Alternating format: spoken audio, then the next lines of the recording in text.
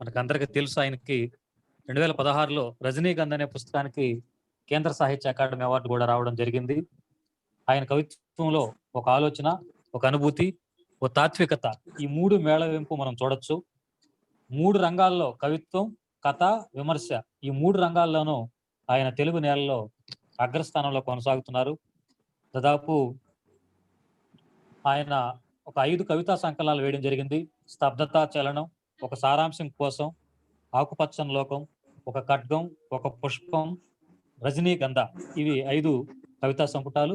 ఇవాళ కేవలం మనం కవిత్వం గురించే మాట్లాడుకుంటున్నాం. సారు కవిత్వంతో పాటు సమాంతరంగా కథలోను, విమర్శలోను అంతే కృషి చేస్తున్నారు. ఆయనకి తెలుగు నేలపై ఇచ్చేటువంటి దాదాపు అన్ని అవార్డులు ఫ్లేవర్స్ ఫ్రంట్, ఉమ్మడి శెట్టి సాహిత్య అవార్డు, తెలుగు విశ్వవిద్యాలయం award, Nuthalapati Gangadharam award, Nagabhairava award, Tilak award ఇవి ఇవి ఆయన పొంది ఉన్నారు. అదేవిధంగా ఆయన కథా సాహిత్యాన్ని 1990 నుంచి వాసిరెడ్డి నవీన్ గారితో కూడా కలిసి కథా వార్షికలు తీసుకురావడం.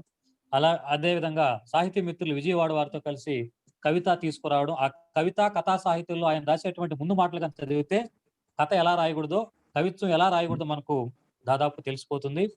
అలాంటి పాపినేని శివశంకర్ గారిని ఇవాళ ఈ వేదిక మీద మనం కలుసుకుంటున్నాం. ఆయన రాసినటువంటి ఒక పోయం చదివి నేను సార్కి అప్పగిస్తాను. సిద్ధు వినిపిస్తుంది కదా? వినిపిస్తుంది కదా? సారు చెప్పుల మీద ఓకే సార్. చెప్పుల మీద అనేటువంటి పోయం ఒకటి రాశారు సారు. ఎవరితోనూ చెప్పుకునే సంగతి కాదు గాని చెప్పులు పోగొట్టుకున్నాను. అద్దాలలోంచి అందంగా దిగవచ్చి మెత్తగా కాళ్ళను ముద్దాడి 4 గంటే 4 రోజులు నమ్మకంగా నడిచినవి చివరికి మాట మాత్రం చెప్పకుండా మాయమవటం. చెప్పులకి కనబడిన రెక్కలుంటాయి అనుకోలా. పాత సినిమాల్లో పావుకోళ్లు మబ్బుల్లోకి ఎగిరినట్టు ఏ కాళ్ళను తొడుక్కొని హిమాలయాలకల్లే ఎగిరేళ్ళయో తెలియదు. ఇంతకీ చెప్పులు నేను పోగొట్టుకున్నానో చెప్పులే నన్ను పోగొట్టుకున్నాయో తెలియదు. మునుపు మసీదు వాకిట్న ముచ్చెలు దొంగిలిపోతి అన్నాడు కదా ఉమర్ ఖయ్యాం. చెప్పులు పోయిన క్షణాన నాలాగే మరొకడిని చెప్పులు పోయిన వాడిగా చేద్దాం అనుకున్నాను గాని నలుగురు చెప్పుకునేట్టు 4 కవితలు రాస్తున్నవాడిని. నా ఉద్రేకానికి సిగ్గుపడ్డాను. వెతుకులాట నాకెదురై అతను అన్నాడు ఇట్లా, బహుశా తన అనుభవంలోంచి కావచ్చు, ఇప్పుడు నీకు వాస్తవానికి మధ్య ఆరంగళం అడ్డు తొలగిపోయింది. ఇక్కడ దువ్వనేలలో దేవుతున్న చేతులు, శూన్యంలో అన్వేషించే నేత్రాలు నీకు ఎదురు కాలేదుగా. పోగొట్టుకోవడం, వెతుక్కోవటం అనేవి 2 ప్రాథమిక పదాలు. ఆకులు కోల్పోయే చెట్లు, చెట్లను కోల్పోయే నేల, నేలను కోల్పోయే మనుషులు, మనుషులను కోల్పోయే ప్రపంచం. కళలు, పొలాలు, బాల్యాలు, యవనాలు, రమణలు, రాజ్యాలు, స్వర్ణాలు, స్వప్నాలు ఏవేవో పోగొట్టుకుని ఎవరెవరో వేటి కోసం వెతుకుతున్నారు. వాస్తవంగా పోగొట్టుకున్నది మర్చిపోయి దేని గురించో శోకిస్తున్నారు. కిరీటాలు, సింహాసనాలు సాధించి అవి ఎప్పుడు కనుమరుగవుతాయని కుములుతున్నారు. ఏది ఎప్పుడు పోగొట్టుకుని వాడు ఎవడైనా ఉంటే వాడు ఎప్పుడు ఏది లేని వాడై ఉంటాడు. ఎప్పుడు ఏది వెతుక్కోని వాడు తప్పకుండా గుడ్డివాడై ఉంటాడు. మరణం లేని ఇంటి నుంచి ఇప్పుడు ఆవాలు తేలేనట్టు ఏది పోగొట్టుకున్న వాడిని నువ్వు ఎప్పటికీ చూడలేవు. ఒక్కోసారి ఇక్కడ ఉండాల్సింది ఉండక ఉండకూడదేదో ఉంటుంది. ఉండాల్సింది ఉండకుండా పోయినప్పుడు ఒక జ్ఞాపకం ఏదో ఇక్కడ ఆగిపోతుంది. చివరికి మిగిలేవి కొన్ని పదముద్రలు, పాదముద్రలే. పోగొట్టుకోవటం, వెతుక్కోవటం అనేవి 2 ప్రాథమిక విషయాలు. మొదటిది నిత్యం, రెండోది నిష్ఫలం. అతని మాట నిజమేమో తెలియదు. ఏమైనా నేనిప్పుడు చెప్పుల కోసం గాక ఎప్పుడు ఏది పోగొట్టుకోని వాడి కోసం, కనీసం ఎప్పుడైనా ఏదైనా దొరికిన వాడి కోసం వెతుకుతున్నా. ఇది శివశంకర్ గారి తాత్వికతలోంచి వచ్చినటువంటి పద్యం. సార్ ఇప్పుడు తన ప్రసంగాన్ని ప్రారంభిస్తారు. అందరికీ నమస్కారం. ఏదో దీపావళి రోజున ఏదో వెలుగు రవ్వలాగా పుట్టానని చెప్పి పరిచయం చేశారు. కానీ అదంతా సరిపోయేది కాదేమో అనుకుంటున్నాను. నేను దీపావళి అమావాస్య రోజు పుట్టాను నేను. అందుకని మా పెద్దవాళ్ళంతా కూడా వీడు ఖచ్చితంగా పెద్ద దొంగ అవుతాడు అని చెప్పి ఆశీర్వదించారు. అయితే నేను వాళ్ళ మాటల్ని నెరవేర్చలేకపోయాను. ఒక సాహిత్యకారుడిగా ఇన్నేళ్ల కృషి తర్వాత ఇవాళ మీ ముందు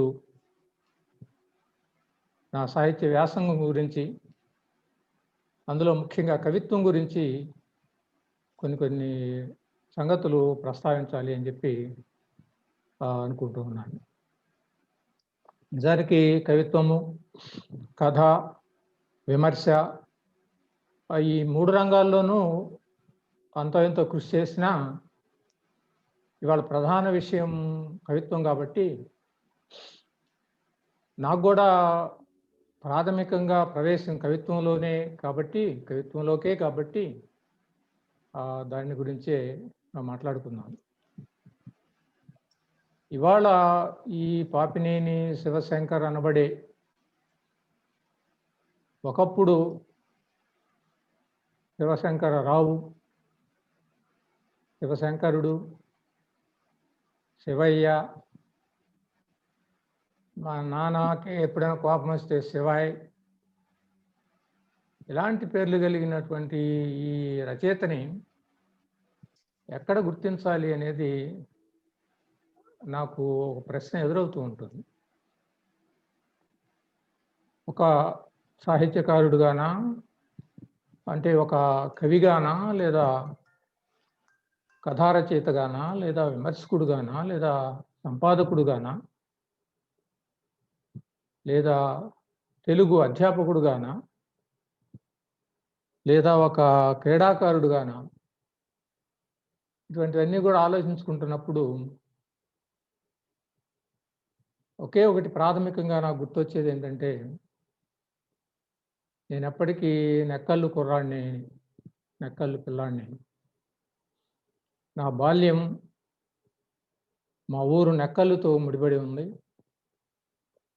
ఆ బాల్య అనుభూతులు, అప్పుడు కలిసిన మిత్రులు, అప్పుడు మేము కలిసి ఆడుకున్నటువంటి ఆటలు, పాటలు, ఇవన్నీ కూడా నా జీవితంలో అది తొలి ముద్ర, చాలా బలీయమైనటువంటి ముద్ర వేసింది. నెక్కల్లు స్నేహితులతో కలిసి దగ్గరలోని మా ఊరమ్మటే ఒక మైలున్నర దూరంలో అనంతారం కొండ ఉంటుంది. ఆ కొండ మీద వెంకటేశ్వర స్వామి వెలసి ఉంటాడు. అయితే ఆ కొండ దగ్గరికి వెళ్ళటం అనేది నాకు చాలా చాలా ఇష్టమైన విషయం. చిన్న చిన్న ప్రభలు కట్టుకొని చిన్నప్పుడు, అది ఎండాకాలమైనా లేదా చలికాలమైనా సరే స్నేహితులతో కలిసి వెళ్తూ ఉండేవాళ్ళం. ఆ కొండ మెట్లు ఎక్కటం, ఆ దేవుణ్ణి దర్శించుకోవటం కంటే ఆ పక్కనే కొంత దూరం నడిచి వెళ్తే ఆ పొదల్లోంచి, తుప్పల్లోంచి కొండ మధ్యలో అక్కడ కోనేరు ఉండేది. ఇప్పటికే ఉంది, అయితే వెళ్ళటం కష్టం. ఆ కోనేరు దగ్గర కూర్చోవటం,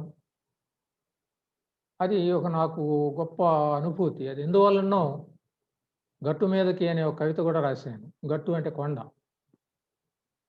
ఆ అనంతారం కొండ, అట్లనే మా ఊరు,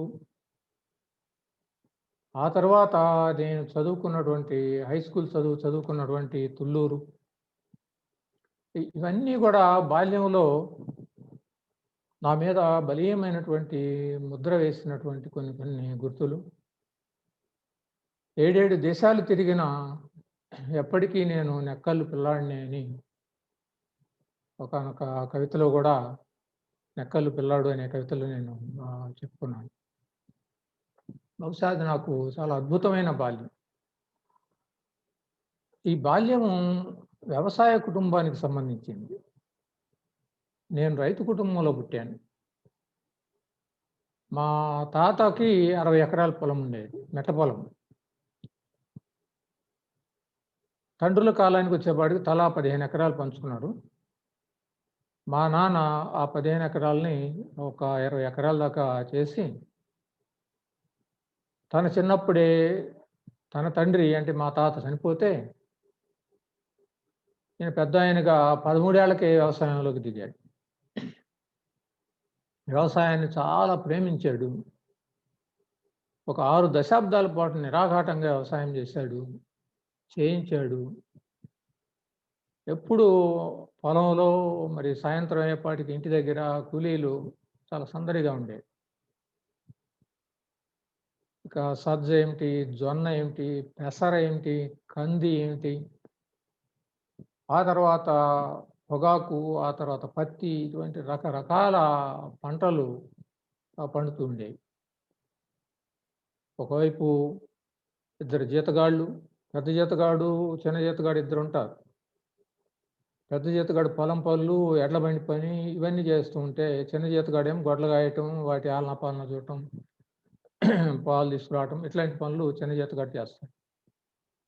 అట్లా ఒక 3 గొడ్ల పాడి, ఒక ఎద్దుల బండి, ఆ తర్వాత ట్రాక్టరు, ఇట్లాంటి వ్యవసాయ కుటుంబంలో పుట్టిన వాడికి తప్పనిసరిగా ఆ రైతు కుటుంబ జీవనం చాలా ఆత్మీయంగా ఉంటుంది. దాని ప్రభావం చాలా ఎక్కువగా ఉంటుంది అని చెప్పి నేను అనుకుంటాను. అందుకని ఆ బాల్యాన్ని రైతు జీవితంతో ముడిపడి ఉన్నటువంటి ఆ బాల్యాన్ని తొలగిస్తే శివశంకర్‌ని గుర్తించడం చాలా కష్టం. ఇందులో ఈ బాల్యంలో మా దగ్గర పనిచేసే దళిత కూలీలు ఉండేవాళ్ళు. మరి చుట్టుపక్కల యొక్క రాకపోకలుంటాయి. ఊళ్ళో రకరకాల పండగలు, సందర్భాలు, వినాయక చవితి చాలా అద్భుతంగా జరిగేది మా ఊళ్ళో. ఊళ్ళో ఉన్న ఎడ్ల జాతలన్నిటిని కూడా వరుసగా కట్టి ఒకదాని వెనుక ఒకటి అరకల్లాగా ఆ దేవుడి బండిని లాగిస్తూ ఊరంతా కూడా ఊరేగింపు చేసేవాళ్ళు.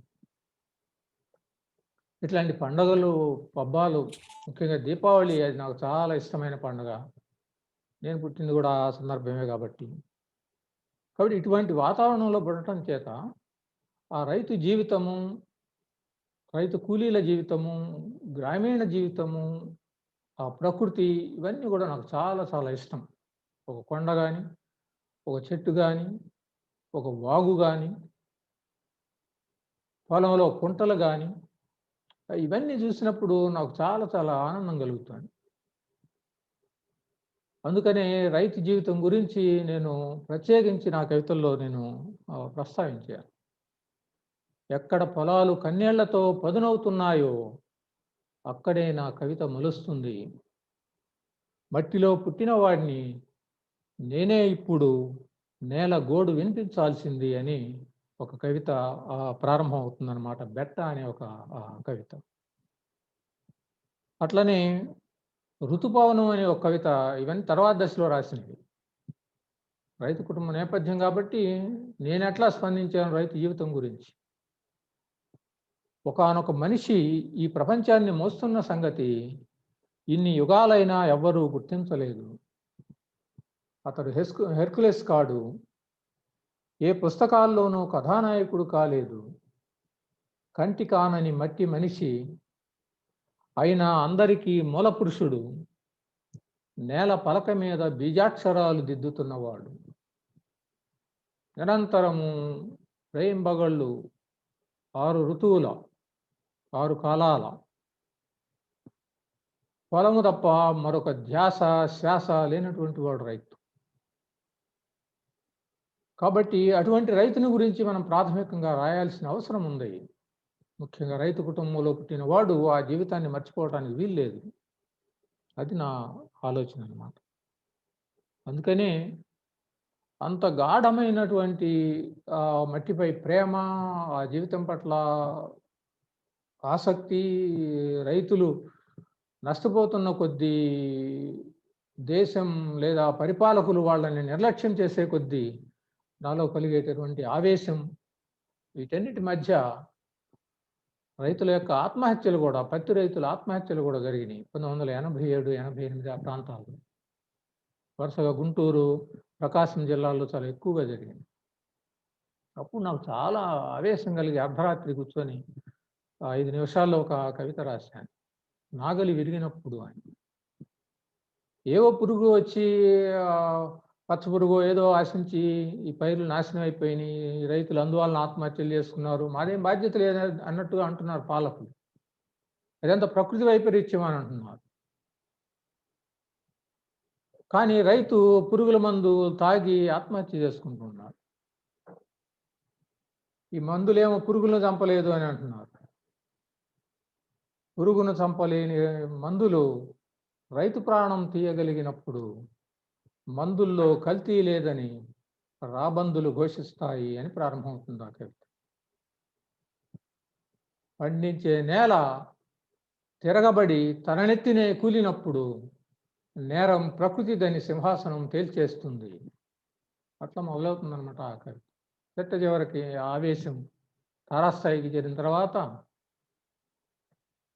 మట్టిని నమ్ముకున్న బ్రతుకు మట్టిలోనే పొలి అయినప్పుడు అది ఖచ్చితంగా హత్యే, చేసిందెవరని నేను ప్రశ్నిస్తాను అని చెప్పి ఆ కవితను అట్లా ముగించాను. ఈ పాలక వర్గాలు తరతరాలుగా రైతులను పట్టించుకోకుండా ఈనాటి దాకా కూడా వాళ్ళు చేస్తూ ఉన్నటువంటి ఒక భయంకరమైనటువంటి విన్యాసం, ఈ విన్యాసాల్లో, రాజకీయ విన్యాసాల్లో బలి అవుతూ ఉన్నటువంటి వాడు రైతు. కాబట్టి రైతు కుటుంబం నుంచి వచ్చిన వాడిగా ఆ ఆవేశం నాలో సహజంగా ఉన్నది. ఆ నాగలి విరిగినప్పుడు అనే కవితతోనే రైతు సమస్యలకి తిరిగి వచన కవిత్వంలో అంకురార్పణ కూడా జరిగింది. అట్లనే అదే సమయంలో మట్టి గుండె అనే కథ కూడా రాశాను. అది పల్లెల నుంచి, పల్లె జీవితం నుంచి ఎడమైపోయినటువంటి ఒక మధ్యతరగతి ఉద్యోగికి సంబంధించిన, అంటే కొంతవరకు నాకే సంబంధించినటువంటి కథ అది. ఎలినేషన్, పరాయితనం అనేది నేపథ్యంగా తీసుకొని ఆ కథ రాశాను. అది కూడా అటువంటి కథలకు, రైతు సమస్యల కథలకు లేదా పరాయితనం ప్రధానంగా ఉన్నటువంటి కథలకి అది కూడా ఒక రకంగా అంకురార్పణ చేసినట్టుగా తెలుస్తుంది.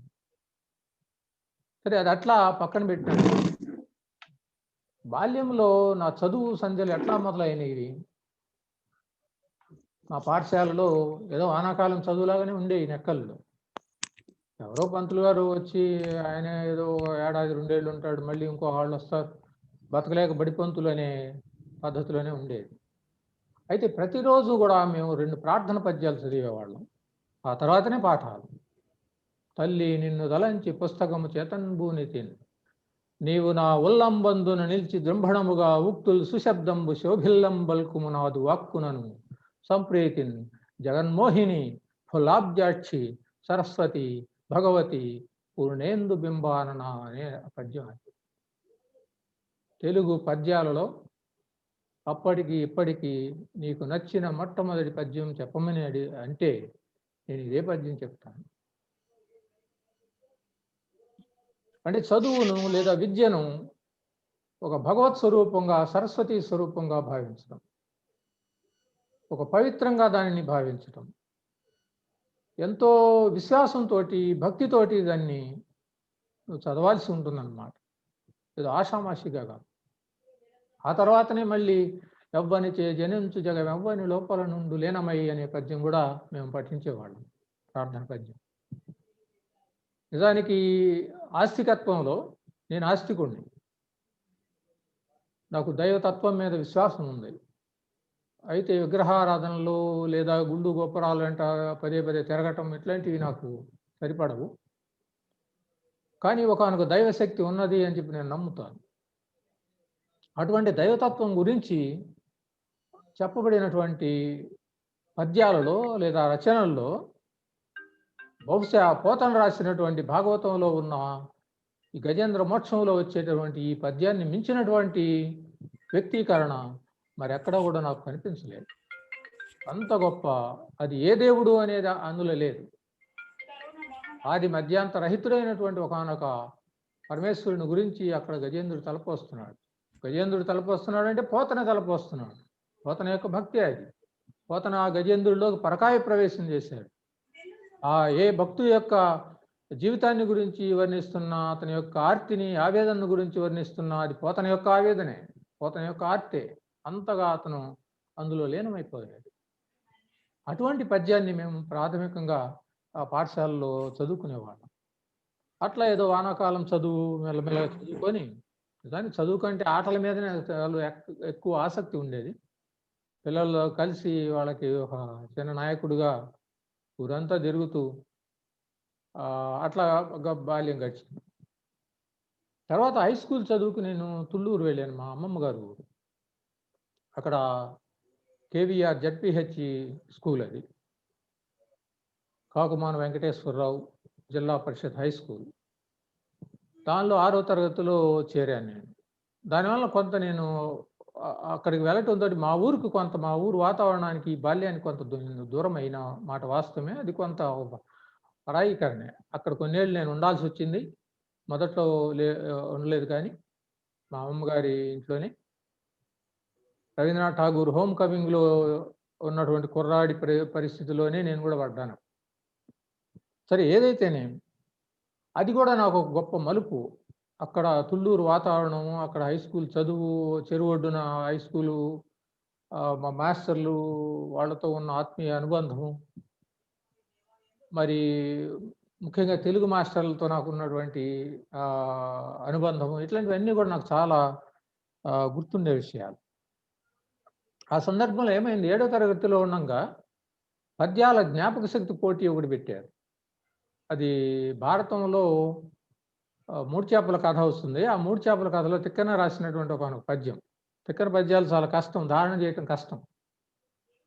ఆ పద్యాన్ని జ్ఞాపక శక్తి పోటీల్లో పెడితే మాకు పాఠ్యాంశాల్లో లేని పద్యం అది.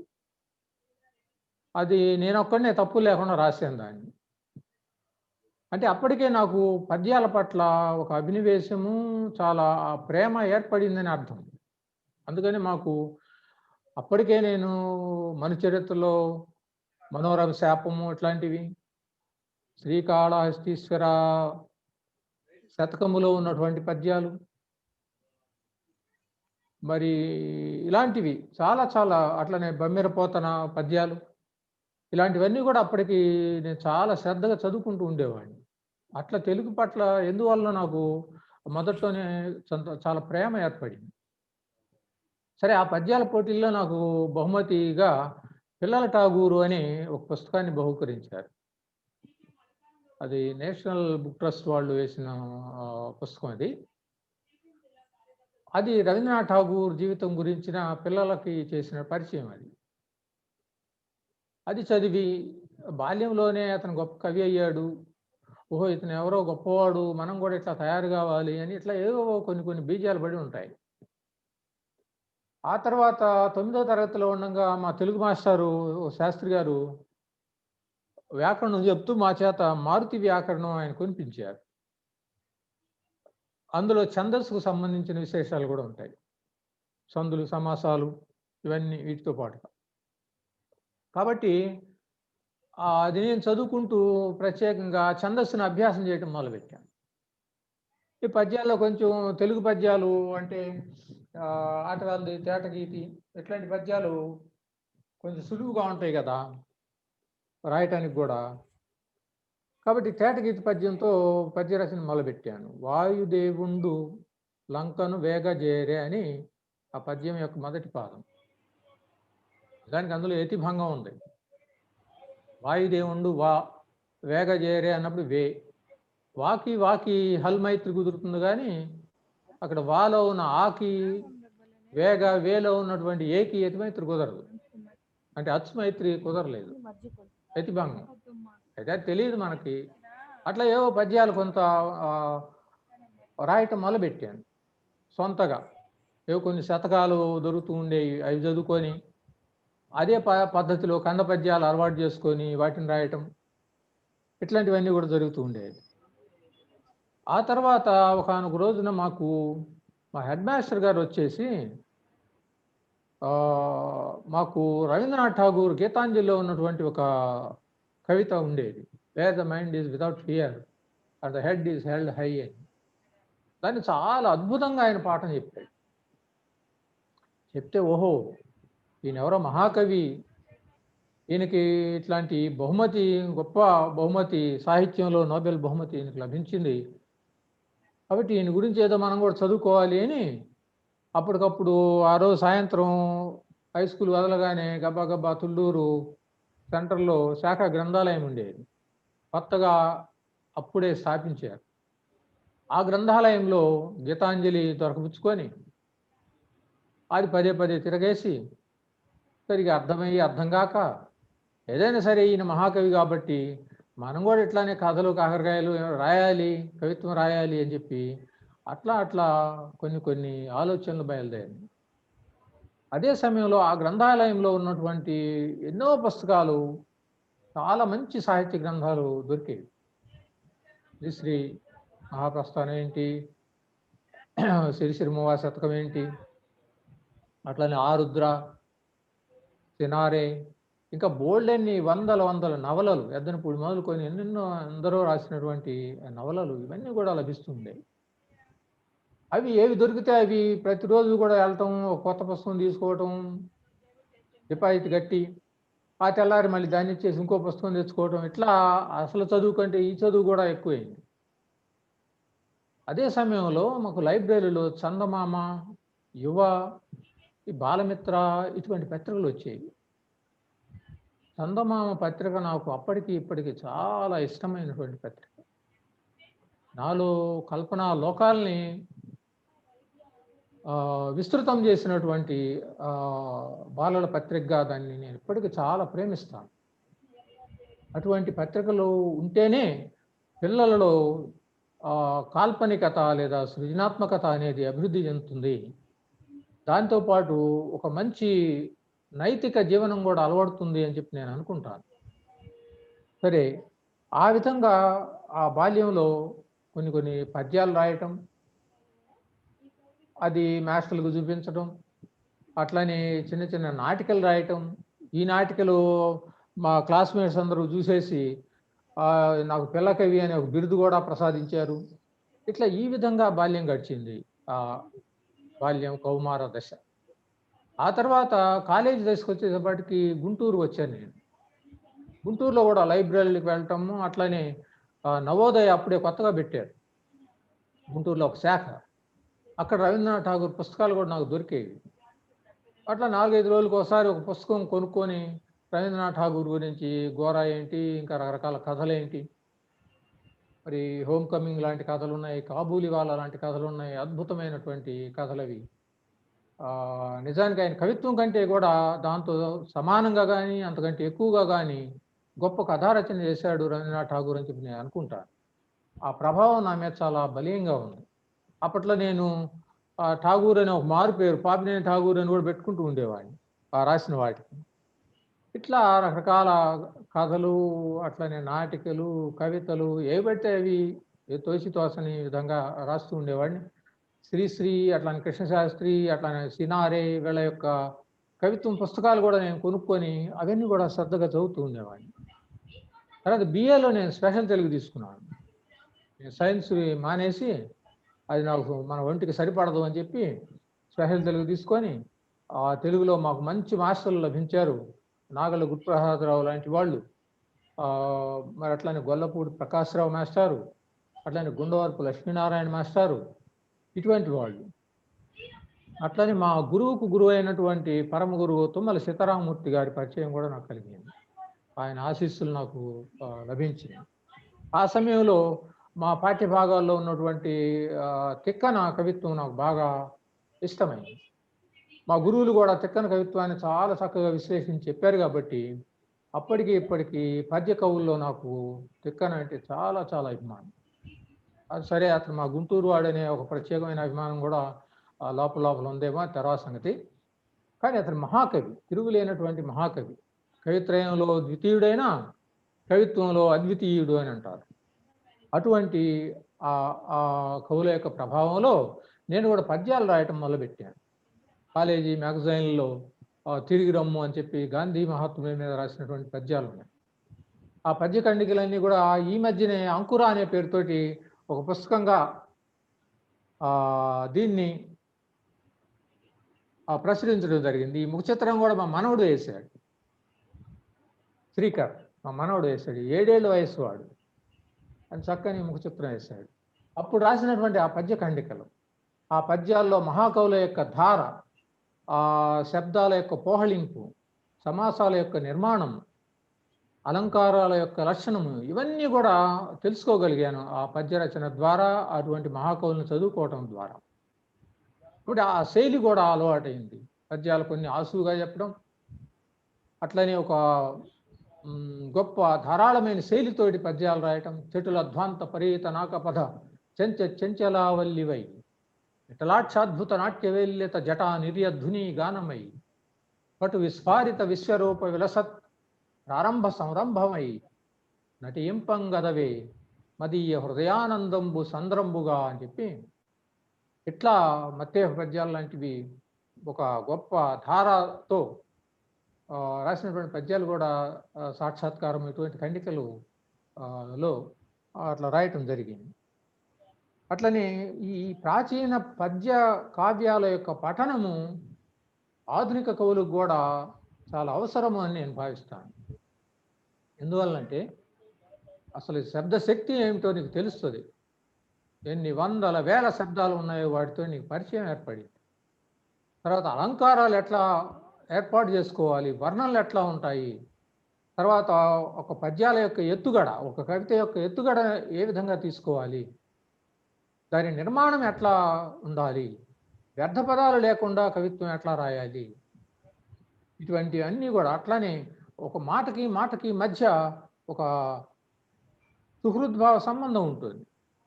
అది అందరికీ తెలియదు. ఆధునిక కవులకి, వచన కవులకు కూడా చాలా మందికి తెలియదు. ఒక మాటకి మరొక మాటకి ఉండేటటువంటి స్నేహం ఎట్లా ఉంటుంది అది అందరికీ తెలియదు. ఆ పొసగ ముత్యపు సరులు పోహలించిన రీతి అని చెప్పి వెంకటేశ్వరుని చెప్తాడు కళాపూర్ణోదయం. అది ముత్యాలన్నీ కూడా కలిసినట్టుగా పోహలించినట్టుగా ఉండాలి, లేదా ఒక ముత్యము ఒక రత్నము కలిసినట్టుగా ఉండాలి. ఒక ముత్యము రాయి కలదు. కాబట్టి మాటల మధ్య అనుసంధానం ఎలా చేయాలి అనేది తెలుసుకోవాలి. మాటకి మాటకి మధ్య ఆ శబ్ద సామరస్యం ఎట్లా ఉంటుందో తెలుసుకోవాలి. ఇవన్నీ తెలుసుకోవాలి అని అంటే తప్పనిసరిగా పద్య కవిత్వం యొక్క పరిచయము, అధ్యయనము అవసరం అని చెప్పి నేను అనుకుంటాను. అయితే ఇది లేకుండా కవిత్వం రాయకూడదంటే రాయొచ్చు. కానీ పద్య కవిత పట్ల, ఆ పద్య కవిత్వం చదువుకున్నటువంటి ఆ నేపథ్యం ఉన్నటువంటి కవుల యొక్క రచనకి, ఆ నేపథ్యం లేనటువంటి కవుల యొక్క రచనకి ఖచ్చితంగా తేడా ఉంటుంది. ఎవరి కవిత్వంలో అయినా ఆ తేడా నేను చెప్పగలుగుతాను. అది మనం గ్రహించాలి అని చెప్పి నేను అనుకుంటాను.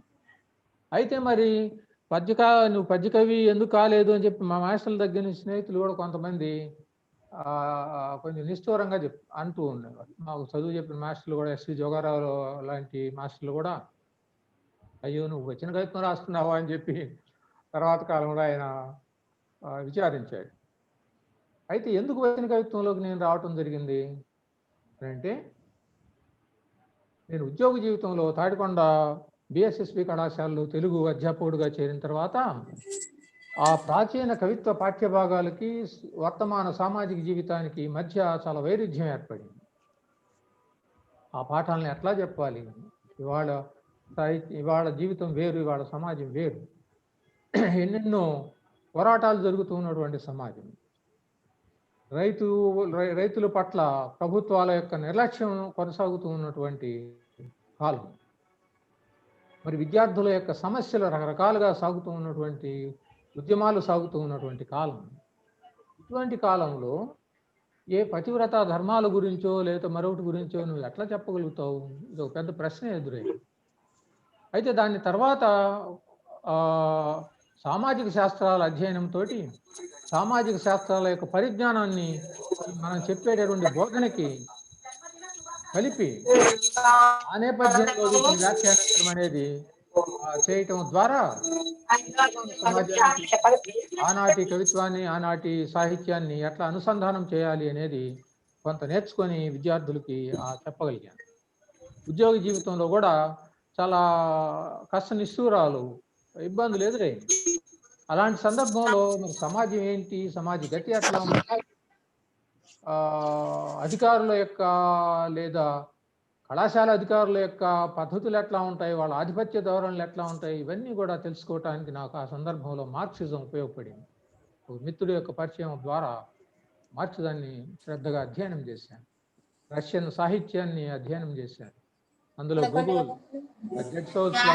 రాసినటువంటి అట్లానే టాల్స్టాయ్, అట్లానే దోస్తావేస్కీ, వాళ్ళందరికంటే కూడా క్రైమ్ అండ్ పనిష్మెంటు, బ్రదర్స్ కరమజోవ్, అవి చాలా చాలా ఇష్టమైన నవలలు నాకు.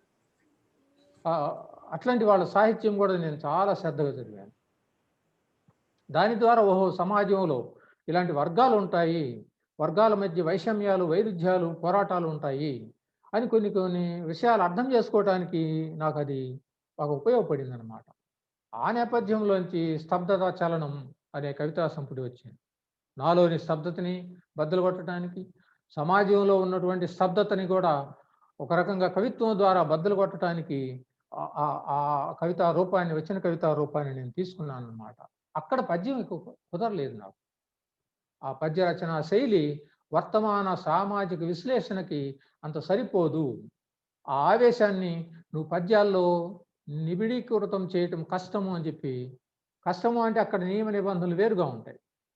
కాబట్టి ఒక స్వేచ్ఛా ధోరణితోటి స్వేచ్ఛాధారగా నువ్వు రాయాలి అంటే వచ్చిన కవిత్వం దానికి బాగా నాకు అనుకూలంగా అనిపించింది. అందువలన ఇట్లా వచ్చిన కవిత్వంలోకి వచ్చానన్నమాట. వచ్చి ఈ స్తబ్దత గురించే పదే పదే చూస్తున్నాను ప్రపంచం నిండా పరుచుకున్న డొల్లల్ని అని ఇట్లా మొదలైంది స్తబ్దతాచరణం అనే ఒక టైటిల్ పోయం అది. జీవితాన్ని మార్చేవాడు మనిషి, పరిపూర్ణం చేసేవాడు మనిషి, మనిషి అమరుడు, అమరుడైన మానవుడి అంతఃసారం ఏమిటి, జీవితం చలనం, జీవితం జ్వలనం. ఈ ప్రతిపాదన ఒక చలనశీలమైన జీవితం ఉండాలి, జ్వలనశీలమైన జీవితం ఉండాలి అని చెప్పి ప్రతిపాదించిన కవితలు, విప్లవ ధోరణిలో రాసినటువంటి కవితలు స్తబ్దతా చలనంలో వచ్చాయి. దానికి ముందుగా శ్రీశ్రీ చేత ముందు మాట రాయిద్దాం అనుకున్నాను. ఆయన కలిస్తే ఆయన తప్పకుండా రాస్తా అన్నాడు. కొద్ది కాలంలోనే ఆయన చనిపోయాడు. ఆ తర్వాత వరవరరావు దానికి ముందు మాట రాశాడు. ప్రాణవాయువు ప్రాణి ఆయువు అని చాలా అద్భుతమైన ముందు మాట. అట్లా ఆ కవితా సంపుటి వెలువడింది. దీనిలో విప్లవ ఉద్యమాల యొక్క పరోక్ష ప్రభావం కూడా చాలా కనబడుతుంది. విప్లవ కవుల యొక్క పరోక్ష ప్రభావం చాలా కనబడుతుంది. శ్రీశ్రీ మొదలు చరబండరాజు ఏంటి, అట్లని వరవరరావు ఏంటి, ఇటువంటి వాళ్ళు సరే, దాని పక్కనే తిలక్ లాంటి కవుల యొక్క ప్రభావాలు ఇవన్నీ కూడా చాలా కనబడుతూ ఉంటాయి. అంటే ఒక సొంత గొంతుక కోసం వెతుకులాట అందులో ఉన్నదన్నమాట. అయితే తర్వాత నేను గ్రహించాను, ఇక్కడ నా చుట్టూ విప్లవ పోరాటాలు లేవు. మరి నాకు విప్లవ చైతన్యం అనేది ఇది నేను కొంతవరకు తెచ్చిపెట్టుకున్న చైతన్యమే. ఇది నా భావజాలంలో ఉన్నది కానీ నా జీవితంలో లేదు. నేను రైతు కుటుంబంలో పుట్టిన వాడిని, రైతు సమస్యల గురించి నేను రాయగలను, లేదా ఈ ఒక మధ్యతరగతి జీవితాల గురించి నేను రాయగలను. కానీ ఒక పోరాటాల గురించి, నేను పోరాటాల్లో నిమగ్నం కానప్పుడు, పోరాట వీరుల గురించి నాకు అంతగా తెలియనప్పుడు, ఆ వాతావరణం నా చుట్టూ లేనప్పుడు నేను అది రాయటం చాలా కష్టము అని చెప్పి నాకు తర్వాత అర్థమైంది. అక్కడ నా ఆత్మ లేదు, లేదా కొద్దిగా ఆవేశం అయితే ఉన్నది, అంతవరకు నిస్సందేహంగా అది నిజాయితీగా చెప్తున్న విషయం. కానీ అది నా జీవితం కాలేదు, నేను అందులో నిమగ్నం కాల ఆ విప్లవ పోరాటాల్లో. కాబట్టి ఇది నాకు అంతగా సరిపోలేదు అని చెప్పి నేను అనుకొని, మరి నేనేం చేయాలి, కవిత్వంలో నా దారి ఏంటి అంటే కొత్తగా నేనేదో కనుక్కోవాలి. నిజానికి పొయిటరీ అంటే ఏంటి? Poetry is nothing but a great discovery. ఒక నూతన విషయాన్ని జీవితంలో నువ్వు కనుగొని ఒక కొత్త వ్యక్తీకరణ ద్వారా, కొత్త శబ్దజాలం ద్వారా నువ్వు చెప్పగలగాలి. అదే నీ యొక్క నిజమైన కవిత్వం. ఎంతోమంది ఎన్నోసార్లు రాసినటువంటి దారిలో, ఆ ధోరణిలో నువ్వు కూడా మళ్ళీ రాస్తే దానికి ఏమి విలువ ఏమి ఉండదు, దాని యొక్క ప్రత్యేకత ఏమి ఉండనే ఉండదన్నమాట. కాబట్టి ఆ సందర్భంలో నాకు ఒక సందర్భంలో నాకు ఒక ప్రశ్న కూడా ఎదురైంది. ఈవేళ నేను రాస్తున్న పోయం నిజంగా నాదేనా అనే ప్రశ్న కూడా ఎదురైంది. కాబట్టి నాదైనటువంటి కవిత నేను రాయాలి. ఏంటి నాదైనటువంటి కవిత? అది రైతు జీవితం గురించి నువ్వు రాయి, లేదు పల్లెటూరి జీవితం గురించి నువ్వు రాయి. రైతులు పడే వ్యధ ఏంటి, కూలీలు పడే వ్యధ ఏంటి, కలుపు మొక్క అనే ఒక కథ రాశాను. అది మా రైతు కూలీల, మా కుటుంబంలో, మా పొలాల్లో కూలీగా పనిచేసేటటువంటి వాడి యొక్క జీవితం నేపథ్యం అన్నమాట. ఇట్లాంటి వాటిని గురించి నువ్వు రాయగలుగుతావు. నీకు ఆత్మీయమైనటువంటి విషయాల గురించి రాయగలుగుతావు. నువ్వు కొత్తగా అన్వేషించేటటువంటి విషయాలు ఏంటి? ఉదాహరణకి అందం గురించి నేను చెప్పాల్సి వచ్చింది. చెప్పాల్సినప్పుడు దేన్ని నువ్వు అందంగా భావిస్తున్నావు? ఒక భౌతికపరమైనటువంటి విషయాల్ని నువ్వు అందంగా అనుకుంటావు. కాబట్టి అదేనా అందం అంటే? కేవలం రూపలావణ్యమేనా అందం అంటే?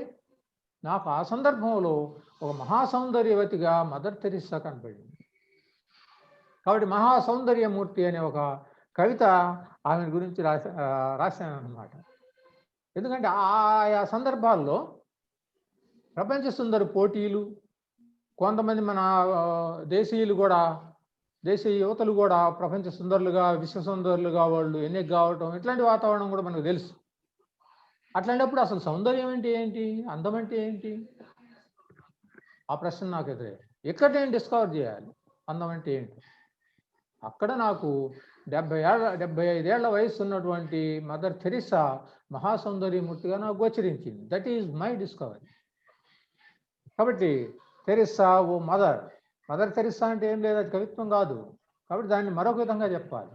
కాబట్టి తెరిస్సా ఓ మదర్, ఈ దుఃఖిత లోకంలో అపురూప శాంతి శిల్పాన్ని వినువు. ఈ దుఃఖిత లోకంలో అపురూపమైన మహాశాంతి శిల్పాన్ని వినువు. వికృత మానవాళి మధ్య మహా సౌందర్యమూర్తి వినువు. అదే సౌందర్యమూర్తి.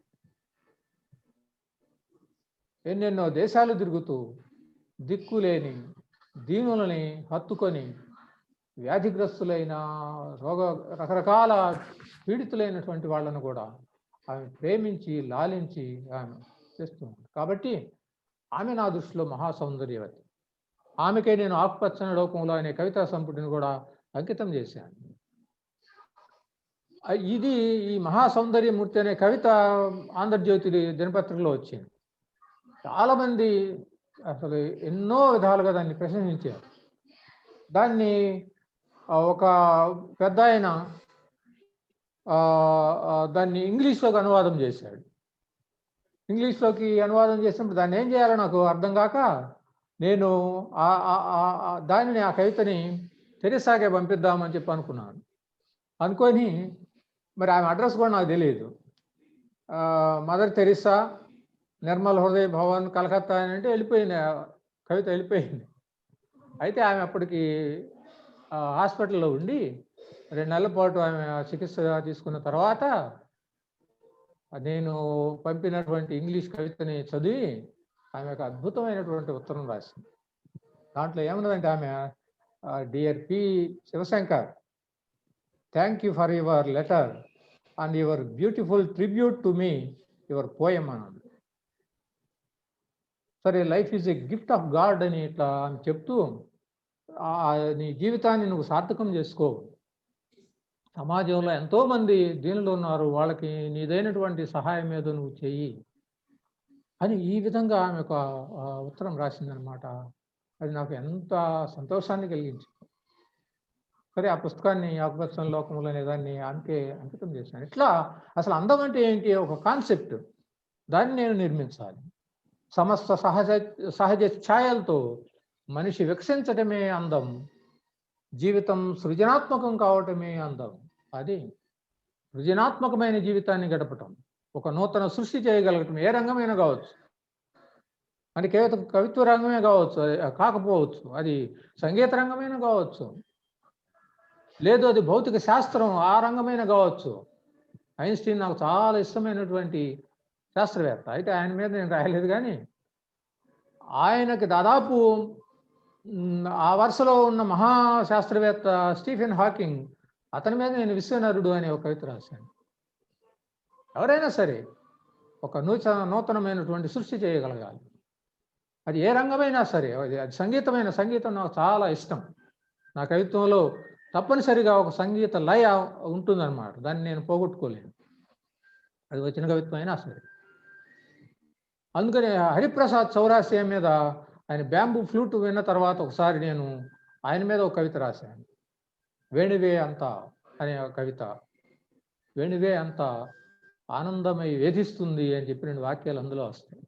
అది ఆనందమై వేధించేటటువంటి మాల్కోస్లో అతను చేసినటువంటి ఆ విన్యాసం, రాగ విన్యాసం, ఆ మాల్కోస్ నాకు చాలా ఇష్టమైన రాగం, మన హిందోళం అది. అట్లాంటి ఆ సంగీతవేత్తల యొక్క విన్యాసాలు, అట్లని వాళ్ళు పాటగాళ్ళు అయినా కావచ్చు. ముఖేష్ మీద కూడా రాశాను, కభీ కభీ మేరే దిల్ మే అని చెప్పి. అది అమెరికా నుంచి వస్తూ విమానంలో ఫ్రాంక్ఫర్ట్ మీదుగా వెళ్తూ ఉన్నప్పుడు ముందు సీట్ల ముందు ఈ టీవీ స్క్రీన్లు ఇట్లాంటివి ఉంటాయి కదా, దానిలో అర్ధరాత్రి సమయంలో అతని పాటలు నేను విన్నాను అన్నమాట, ముఖేష్ పాటలు అన్నమాట.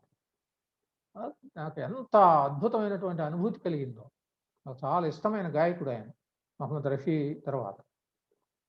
ఈ రాత్రి నీ పాట రెక్కల మీద ఈ వినీల గానమోహిత గగనంలో విహరిస్తాను, విషాదిస్తాను, వికసిస్తాను అని చెప్పి ఆ కవిత ముగుస్తుందన్నమాట. అట్లా సంగీత వేత్తల మీద కూడా రాసినటువంటి కవితలు ఉంటాయి. అట్లనే సన్నాయితో అతను అని చెప్పి ఒక కవిత రాసింది బిస్మిల్లా ఖాన్ మీద. ఎక్కడ అందులో బిస్మిల్లా ఖాన్ అనే పేరు రాదు. అది కవితా శిల్పంలో మనం గ్రహించాల్సిన ఒక విషయం. దేని గురించి అయితే రాస్తున్నావో దాన్ని నువ్వు ప్రత్యక్షంగా వ్యక్తీకరించకూడదు అనేది నా సూత్రీకరణ. సూటిగా చెప్తే కరోనా తూ కబ్ మరోనా అంటూ ఇట్లా రాస్తే అది కవిత్వం ఎట్లా అయింది? అది మన బాధించేదే కానీ మనకి ఏదైనా ఆలోచన ప్రసాదించేది కాదు. కాబట్టి నువ్వు చెప్తూ ఉన్నటువంటి విషయాన్ని ధ్వనిప్రాయంగా వ్యంగ్యంగా నువ్వు చెప్పగలగాలి. కాబట్టి సన్నాయితో అతను అంటే అతను ఊహించుకో, కవిత అంతా కూడా విన్న తర్వాత నువ్వు ఊహించుకో. భగవద్గీత చదవలేదు, ఖురాను పఠించలేదు, కాకపోతే అతను ఒకానొక మహాశివరాత్రి కాశీ విశ్వేశ్వర ఆలయం పైన నెలవంకను తగిలించాడు.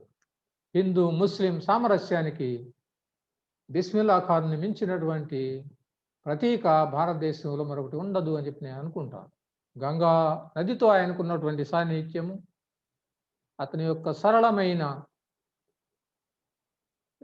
సరళమైన అద్భుతమైనటువంటి సౌందర్యభరితమైనటువంటి జీవితం, ఇటువంటివన్నీ కూడా నాకు చాలా ఆకర్షణీయమైన విషయాలు.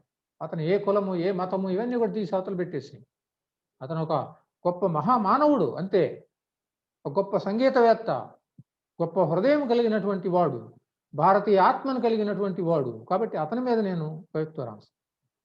ఇట్లా రకరకాల విషయాల మీద నేనుగా రాయటం ఏంటి, నేనుగా ఏమి రాయాలి అనేది నేను తెలుసుకుంటూ రాశాను. అట్లానే క్రీడాకారుల మీద కూడా రాశాను.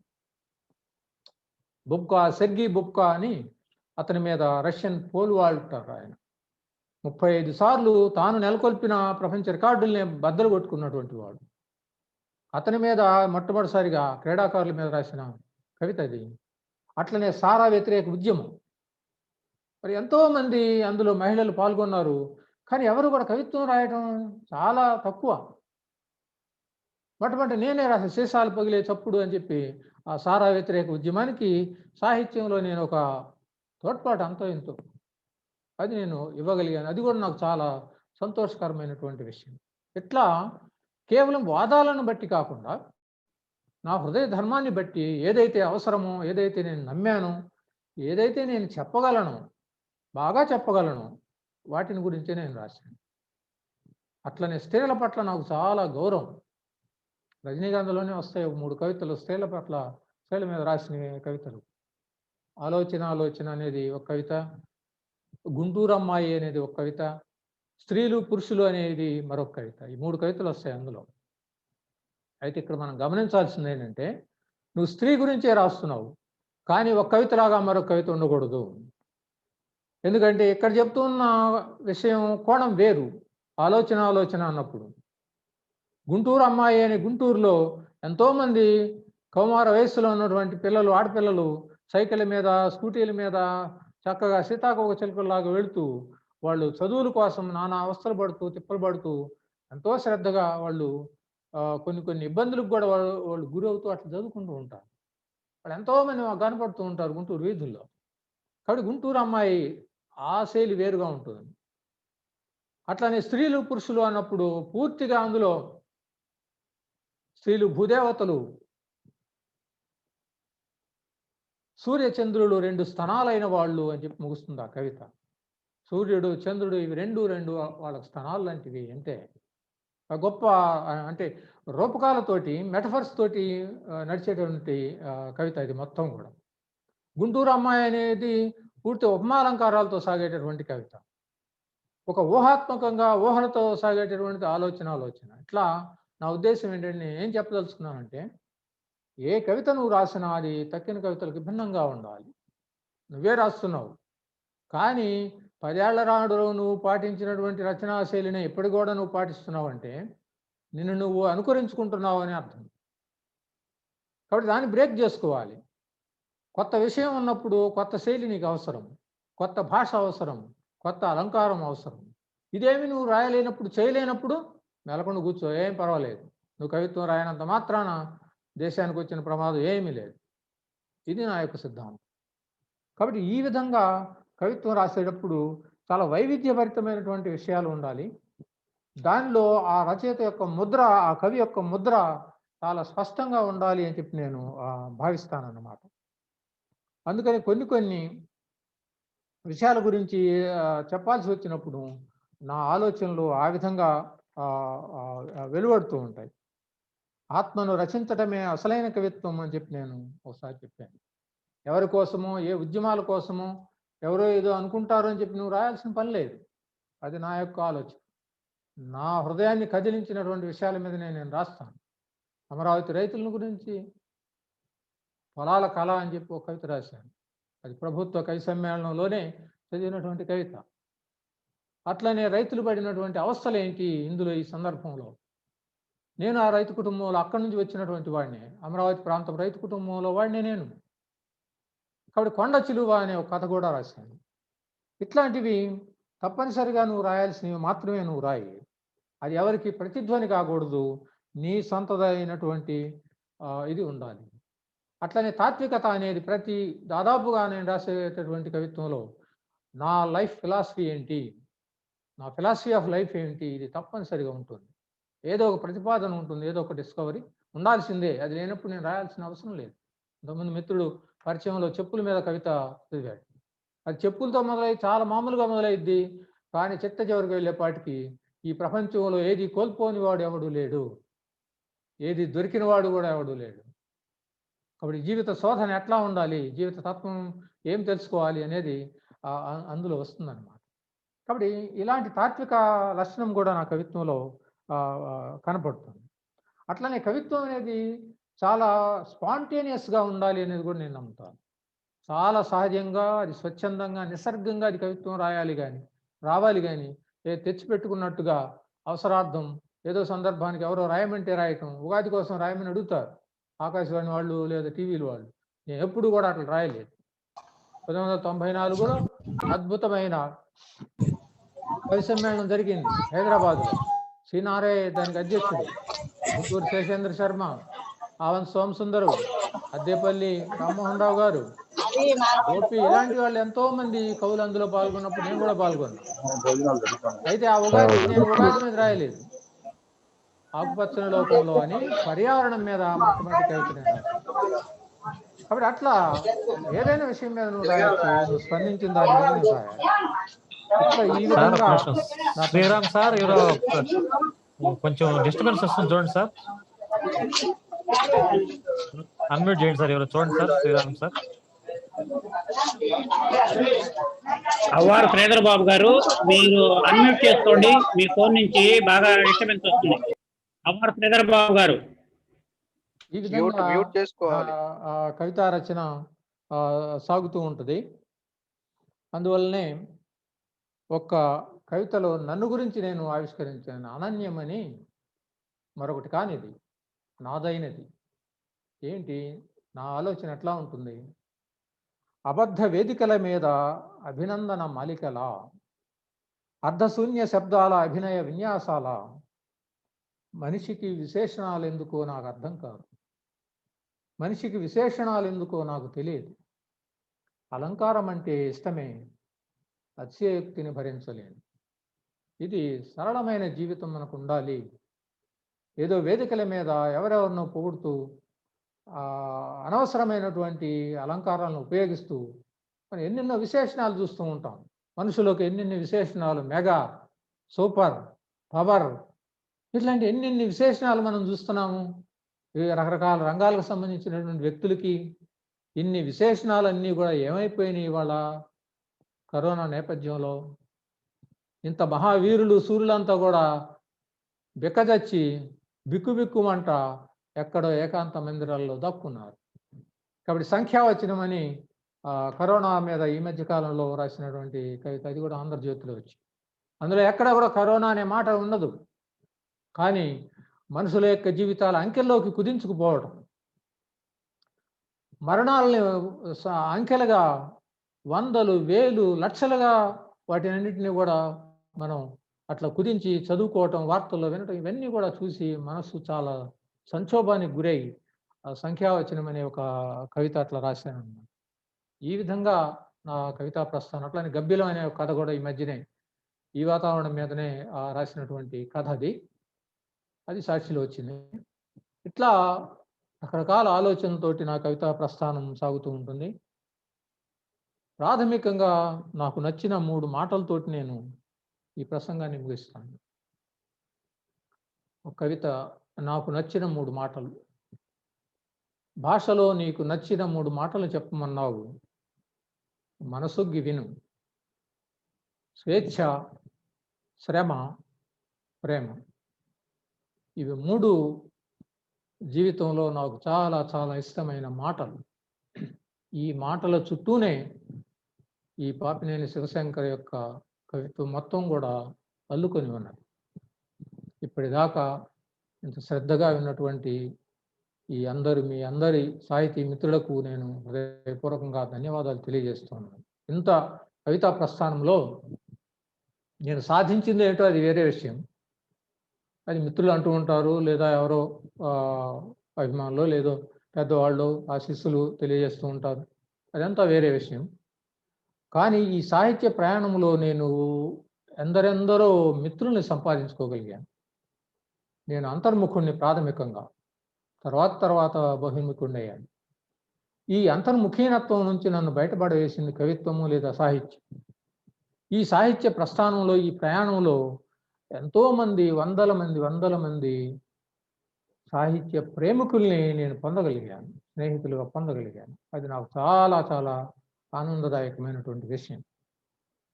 ఈ ప్రసంగాన్ని ఇంత శ్రద్ధగా మీరందరూ కూడా విన్నందుకు మీరందరికీ కూడా నేను హృదయపూర్వకంగా ధన్యవాదాలు. మరీ ముఖ్యంగా మేడేపల్లి రవికుమార్ గారికి, ఇంకా తదితర గోపాల్ గారికి, తదితర మిత్రులందరికీ కూడా నేను ధన్యవాదాలు తెలియజేస్తున్నాను. నమస్తే. Thank you sir. మీరు మీ జీవిత నేపథ్యం, కవిత్వం ఇవి చాలా క్లుప్తంగా మీకు ఇచ్చినటువంటి సమయంలో మీరు మీ హృదయాంతరంగం నుంచి మాట్లాడారు. ఇప్పుడు సునీల్, గోపాల్, ప్రశ్నోత్తరాలు నిర్వహించు. అందరికీ నమస్కారం. ప్రతిరోజు చెప్పినట్లుగానే మీరు హ్యాండ్ రైజ్ ఆప్షన్ ఉపయోగించి ప్రశ్న అడగవలసి ఉంటుంది. ప్రశ్న సూటిగా ఉండాలి, వివరణలు వద్దు, సాధ్యమైనంత వరకు క్లుప్తంగా ఉండాలి. హ్యాండ్ రైజ్ ఆప్షన్ ఉపయోగించి చేయండి.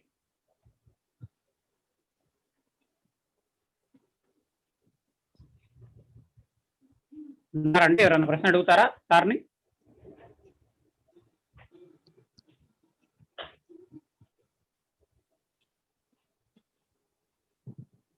మధ్యల నాగరాజు గారు అన్మ్యూట్ చేసుకొని అడగండి సార్.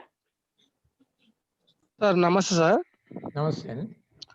చాలా అద్భుతంగా చెప్పారు. కవిత్వం పట్ల మాకు బాగా ఇష్టమైనటువంటి అభిప్రాయంతో పాటు కొంత సందేహం కూడా ఉంది.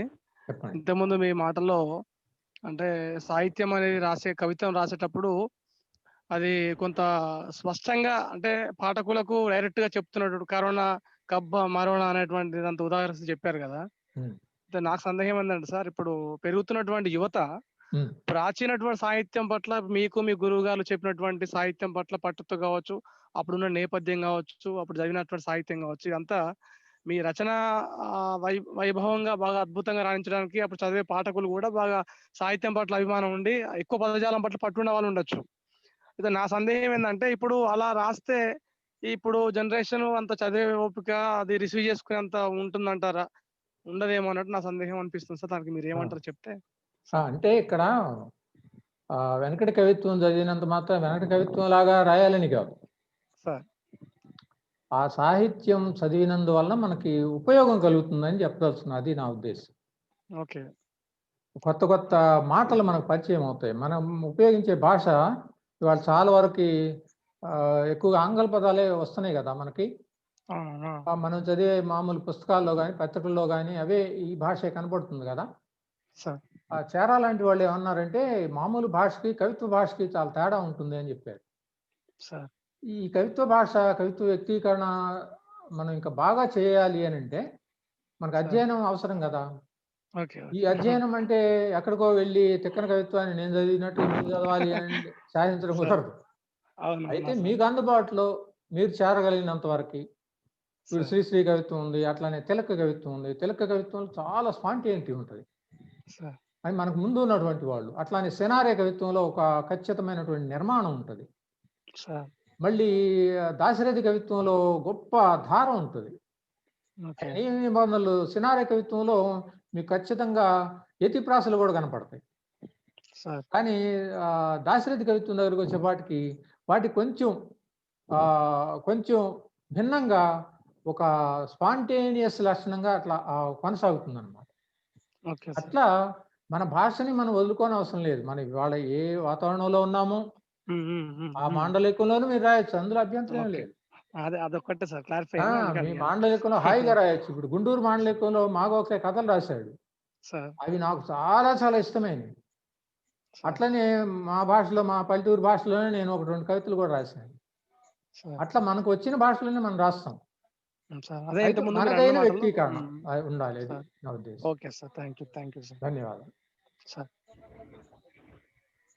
ఇంకెవరైనా ఉన్నారండి సార్ని ప్రశ్న అడిగేదానికి?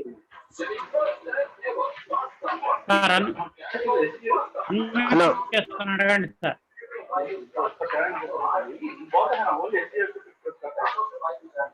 హలో హలో, జానీ భాషా గారు అడగండి. సార్ శివశంకర్ గారికి నమస్కారం. నమస్తే. నమస్తే సార్, శివశంకర్ గారు నమస్కారం సార్. నమస్తే అండి, చెప్పండి సార్. మీరు అదే చక్కటి విశ్లేషణ, మీ జీవితానుభవము, సాహిత్యంతో మీ ప్రయాణము అన్ని చాలా చక్కగా ఉన్నాయి సార్. ఒక చిన్న సందేహం సార్, చెప్పండి. మీరు అనుభవైక కవిత్వం రాయాలన్నారు అంటే మనం ఏదైనా ఆ రంగంలో కానీ దాని రిలేటెడ్ దాంట్లో ఉన్నప్పుడు మాత్రమే ఆ కవిత్వం రాయటానికి మనకు అర్హత వస్తుంది అన్నట్టుగా చెప్పారు. అంటే మనం రైతుగా ఉంటేనో, లేకపోతే ఒక శ్రామికుడు ఉంటేనో, ఒక కార్మికుడు ఉంటేనో ఆ రంగం మీద మనం కవిత్వం రాస్తే అది నిండుగా ఉంటుందని అని చెప్పారు సార్. అయితే నా ఆలోచన ఏంటంటే మనం ఏ రంగం గురించి కవిత్వం రాయాలన్నా, లేకపోతే ఏ పరిస్థితి గురించి కవిత్వం రాయాలన్నా మనకున్న అనుభవం కానీ, మనం చూసినటువంటి ఆ సందర్భాలు కానీ, మనం విన్నటువంటి మనకు వచ్చినటువంటి అనుభవాలు కానీ మనం అనుభూతి కవిత్వంగా రాయలేమా అనేది నా పాయింట్ సార్. రాస్తామండి. ఉదాహరణకి నాకు అంటే మీకైనా సరే ఇప్పుడు ఒక సమస్యలో బాధపడే వాళ్ళ పట్ల లేదా స్త్రీల పట్ల సానుభూతి ఉంటుంది. అవును సార్, నాకు ఉంటుంది. వాటి నుంచి రాయొచ్చు, అందులో తప్పేమీ లేదు. రాయకూడదని ఎక్కడ లేనే లేదు. అయితే తేడా ఏంటంటే, ఇప్పుడు ఉదాహరణకి నేనున్నాను, అది రైతు కుటుంబ నేపథ్యము, నేను దళితుడిని కాదు. అయితే దళితుల పట్ల, దళిత సమస్యల పట్ల నాకు అమితమైన సానుభూతి ఉంది. నేను ఫస్ట్ రాసిన ఒక కథ కూడా మా పొలంలో పనిచేసే దళిత కూలి చిన్నోడని అతని మీదే నేను కలుపు మొక్క అని మొట్టమొదటి కథ రాశాను. అయితే ఆ దళితుల యొక్క బాధలు వాళ్ళు వ్యక్తీకరించిన అంత బలంగా నేను వ్యక్తీకరించలేను. వాళ్ళ పట్ల సానుభూతి నాకు ఉండొచ్చు, కానీ ఆ జీవితంలో ఉన్నటువంటి చీకటి వెలుగులేంటి, వాళ్ళ యొక్క కష్ట సుఖాలు ఏంటి, ఇవి నాకు తెలియవు. నేను ఎంతగా వాళ్ళు నాకు స్నేహితులైనా సరే అది వాళ్ళు ఇంకా బాగా రాయగలుగుతారు. అయితే రాయకూడదని ఏం లేదు, నేనేం రాయొచ్చు, లేదా మరొకరైనా రాయొచ్చు, అందులో తప్పేమీ లేదు. రాయాలి కూడా నిజానికి, లేకపోతే ఎట్లా తెలుస్తుంది నీకు వాళ్ళ పట్ల ఒక సానుభూతి ఉన్నట్టుగా, ప్రేమ ఉన్నట్టుగా, అభిమానం ఉన్నట్టుగా ఎట్లా తెలుస్తుంది? కాబట్టి రాయకూడదని ఏం లేదు, కాదు చిన్న చిన్న అంతరాలు ఉంటాయి అంతే. దాన్ని నువ్వు నిజంగా ఫీల్ అయ్యి అనుభూతి చెంది వాళ్ళ పట్ల చాలా ప్రేమతోటి నువ్వు రాయొచ్చు. ఆ స్త్రీల పట్ల కానీ, లేదా మరొక వర్గం పట్ల కానీ, లేదు ఏ బాధలు పడుతున్నటువంటి ఎవరి పట్ల అయినా సరే వాళ్ళ పట్ల పూర్తి ప్రేమతో నువ్వు ఉన్నప్పుడు, వాళ్ళ జీవితాన్ని బాగా అర్థం చేసుకోగలిగినప్పుడు హాయిగా రాయొచ్చు, అందులో ఏమి అభ్యంతరం లేదు. Thank you sir. శ్యామల గారు అన్మ్యూట్ చేసుకొని అడగండి అమ్మా.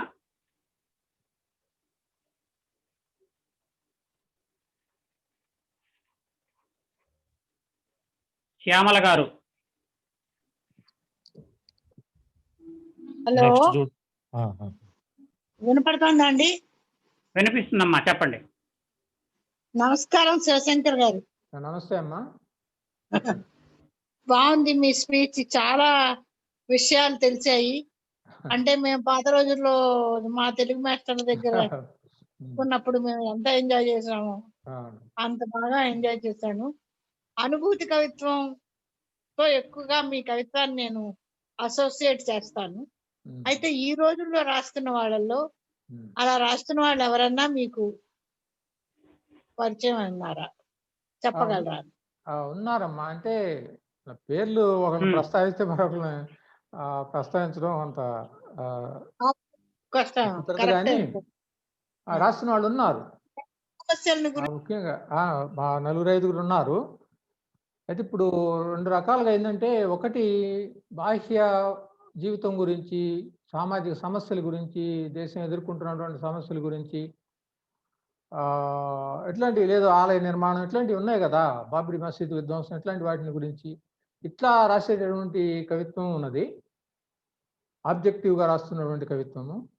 మీరు అన్నట్టుగా అనుభూతివాద ధోరణిలో సబ్జెక్టివ్గా రాస్తూ ఉన్నటువంటి కవులు అట్లాంటి కవిత్వం కూడా ఉంది. నిజానికి వాళ్ళ ఈ ఆబ్జెక్టివిటీ సబ్జెక్టివిటీ అనే వాటి మధ్య విభజన రేఖ కూడా అదృశ్యమైపోయిందని నేను అనుకుంటాను. ఆ రెండింటికి మధ్య ఇవాళ ఖచ్చితంగా విభజించడానికి కుదరదు.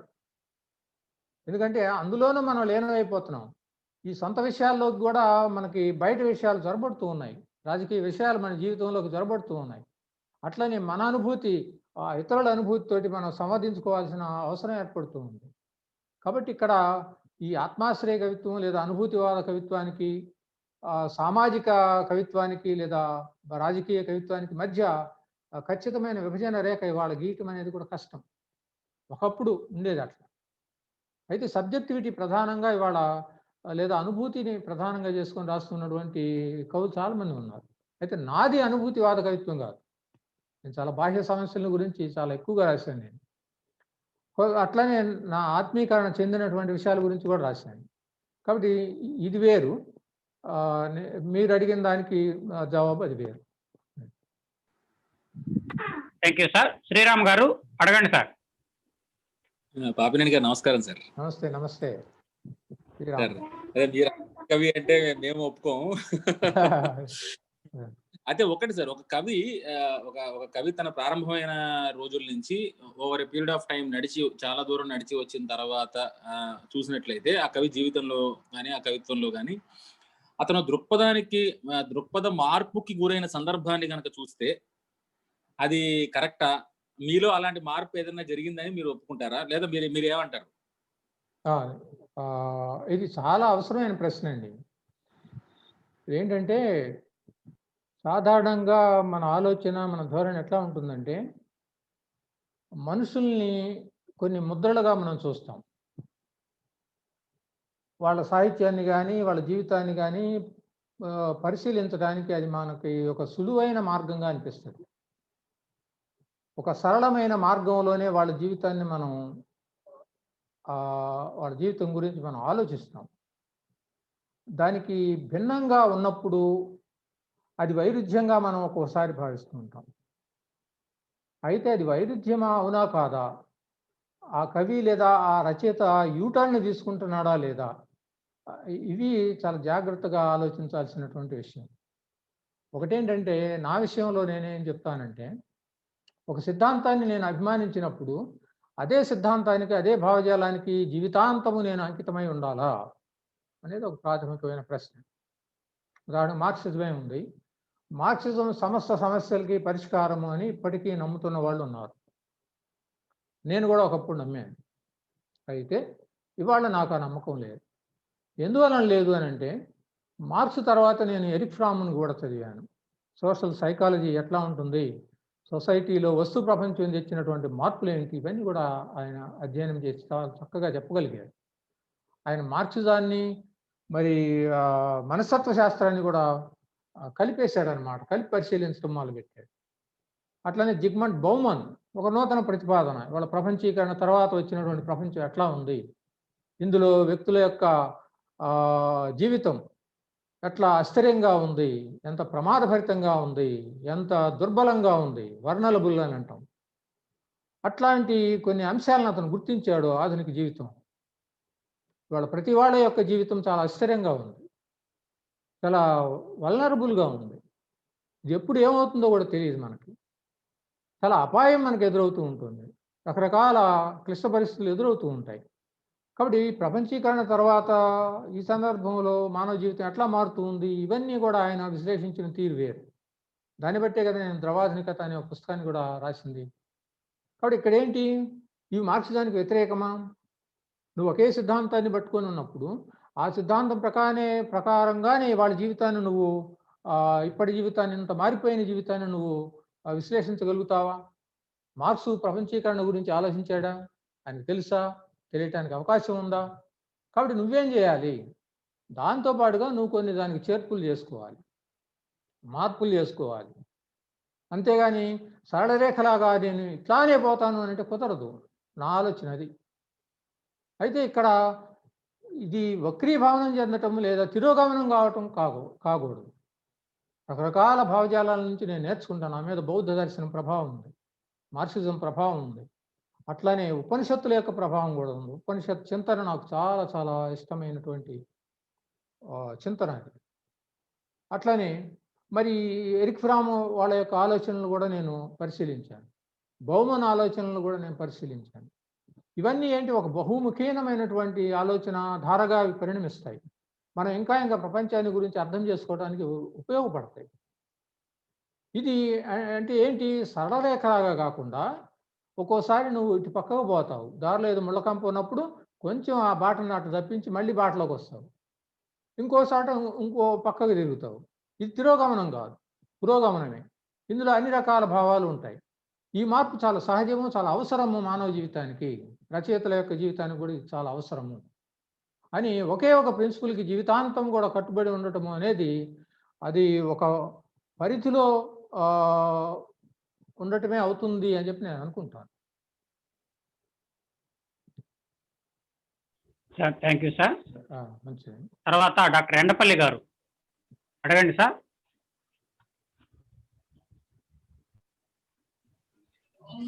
నమస్తే అండి డాక్టర్ పాపినేని శివశంకర్ గారు.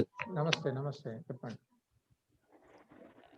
ప్రపంచ ప్రఖ్యాతిగా ఇచ్చిన కరుణామయి మదర్ తెరిసా గారి నుంచి మీరు లేఖ అందుకోవడం నిజంగా మీ జన్మధన్యమైంది.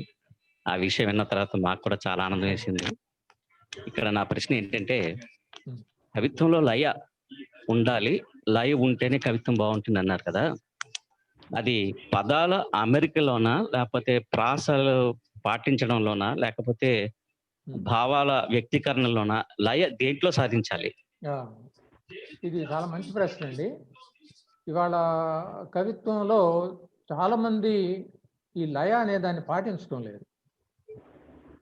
నిజానికి సంగీతానికి సాహిత్యానికి చాలా దగ్గర సంబంధం ఉంది అని చెప్పి నేను అనుకుంటాను.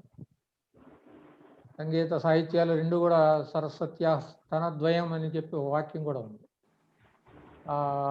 అయితే ఎట్లా ఉపయోగపడుతుంది అని అంటే, ఒక అంతర్లయ, దాని భావలయ అనుకోవచ్చు, అంతర్లయ అని అనుకోవచ్చు.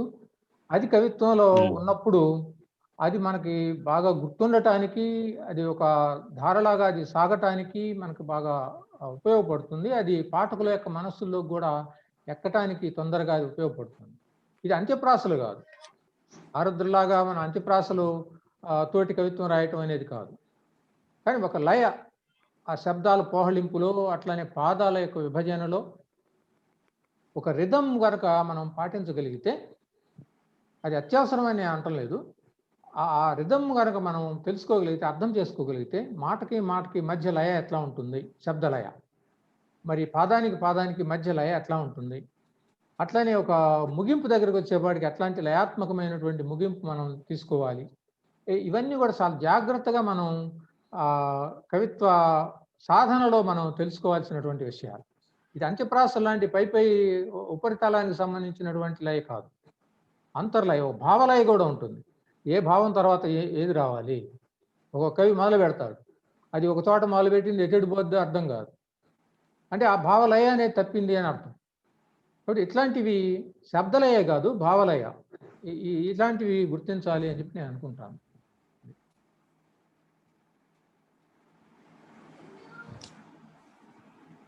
చాలా సంతోషం అండి, చాలా సంతోషం. Thank you sir. ఇంతటితో ఈరోజు ప్రశ్నోత్తర కార్యక్రమం ముగిసింది. తర్వాత పాపినేని గారి ప్రసంగం గురించి డాక్టర్ మేడిపల్లి రవికుమార్ గారు తన అభిప్రాయాన్ని వివరిస్తారు.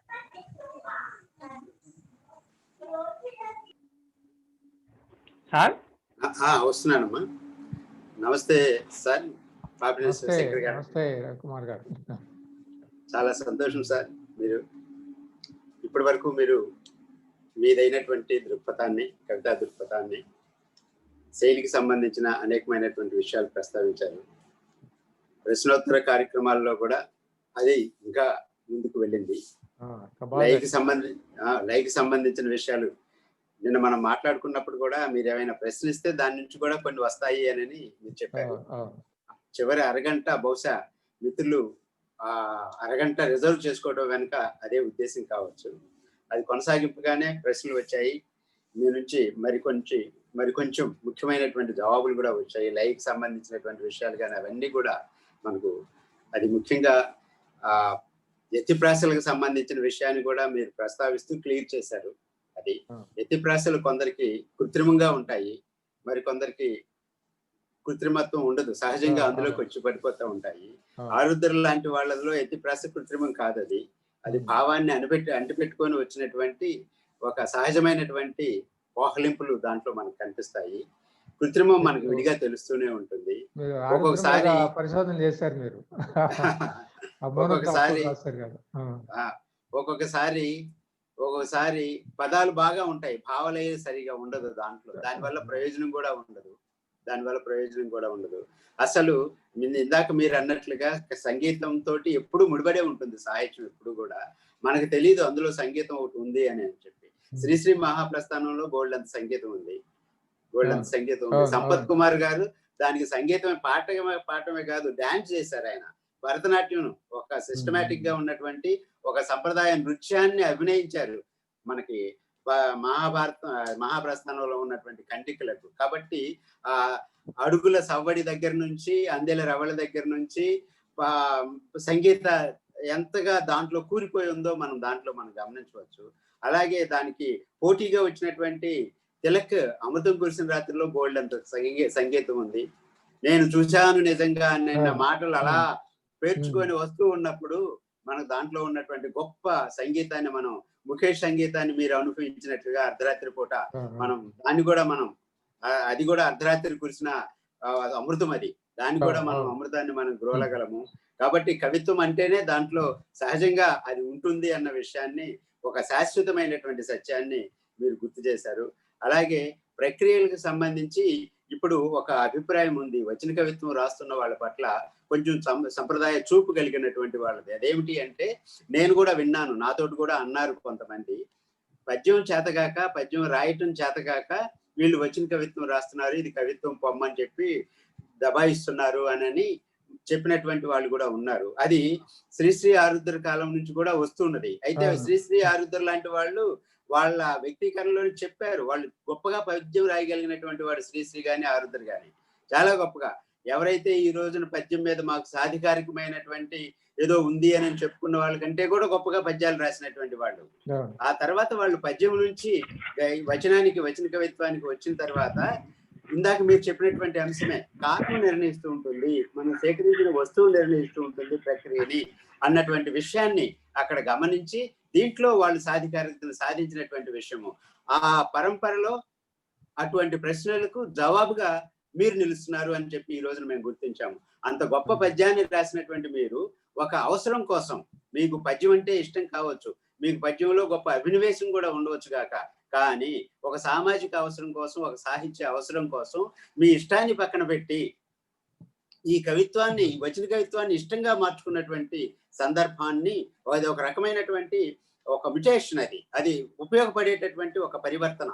ఈ పరివర్తనలోకి మీరు రావడం అనేది మేము ఈ రోజున మీ ద్వారా మేము అంతా గమనించాము. అది అందరికీ రావాల్సిన, అందరూ అందుకోవాల్సినటువంటి ఒక కాల ధర్మి అందులో ఉన్నట్టుగా నేను భావిస్తూ ఉన్నాను. అలాగే మీకు సంబంధించినటువంటి వస్తువులు మీరు తీసుకున్నప్పుడు దేని మీద సాధికారికత కలిగి ఉందో దాని మీద రాయటం అనేది ఎంత అవసరంగా ఉంటుందో కాదు, ఎంత సాభిప్రాయంగా ఉంటుందో చిత్రంగా మీ మాటలన్నిటినీ కూడా మీ కవిత్వంలో ఉన్న వాటిని మామూలు మాటల్ని తిరగే చెప్పే కవిత్వంగా మలచగలిగినటువంటి శక్తి మీలో మేము గ్రహించాము. ఇందాక మీరు అన్నారు చూడండి, మదర్ తెరిసా అన్న మాటల్ని అటు ఇటు ఉల్టా చేసేసరికి తెరిసా ఓ మదర్ అనే సెల్కి కవిత్వం అయిపోయింది. కవిత్వం అంటే అప్పుడెప్పుడో శ్రీశ్రీ కవిత్వం గురించి భీమవరం కుర్రోడు ఎవరో అన్నట్లుగా కవిత్వం అంటే ఎంత సింపుల్ గా మారిపోయిందో, అది కళాస్పర్శగా ఎలా మారిపోయింది అన్నది చాలా గొప్పగా మీ నుంచి చాలా మేము కోట్ చేసుకుంటూ ఉంటాం. అలాగే నాగలి గురించి మీరు రాసిన, రైతు గురించి మీరు రాసినటువంటి అనేకమైనటువంటి ఖండికలు ఈ రోజున మా బోటి వాళ్ళు ఎక్కాల పుస్తకంలో 2వ ఎక్కమో 10వ ఎక్కమో చెప్పినంత సరళంగా మేము అన్నింటినీ కోట్ చేసుకుంటూ ఉంటాం. అవన్నింటి కూడా మట్టిని నమ్ముకున్న బతుకు మట్టిలోనే పొలి అయినప్పుడు ఆ హత్య చేసింది ఎవరిని ప్రశ్నిస్తాను అని మీరు అన్నారు. ఈ రోజున మాకు ప్రశ్నించే అవసరం లేకుండా జవాబులన్నీ కూడా దొరుకుతూ ఉన్నాయి. ఈ రోజున అంత వాచ్యమైపోయింది, వ్యవస్థ అంతా కూడా వాచ్యమైపోయింది. దానికి ఆ రోజుల్లోనే సుమారుగా 20 రోజులు దాటింది, మీరు 20 సంవత్సరాలు దాటింది ఆ పొయ్యి అల్లి. అప్పుడు అలా ప్రశ్నించడం గొప్ప విషయం. అది చాలా మందిని ఆ రోజుల్లో ఆలోచింపజేసింది. భగవాన్ లాంటి వాళ్ళు కూడా మగ్గం బతుకుని గురించి రాస్తూ మీ కవిత్వ శీర్షికనే ఇంచుమించు విరిగిన మగ్గం అనే పేరుతోటి ఒక గొప్ప కవిత నల్లారు. కాబట్టి మీ కవితలు తర్వాతి కాలంలో మరి కొన్ని గొప్ప కవితలకు ఒక స్ఫూర్తిగా నిలిచాయి అని చెప్పి నేను గమనిస్తూ వస్తున్నటువంటి విషయము. ఇంకొక చమత్కారంగా చెప్పేటటువంటి ఒక చిన్న విషయం ఏంటంటే, మీరు అమావాస్య నాటి పుట్టారు అని మా పిల్లలు చెప్పారు, మీరు కూడా దాన్ని ఒప్పుకున్నారు. తన ఇంట్లో అమ్మా నాన్న కూడా వీడు గొప్ప దొంగ అవుతాడు అని చెప్పి కూడా అన్నారు. పెద్దల మాట ఎప్పుడు తప్పు కాదు సార్.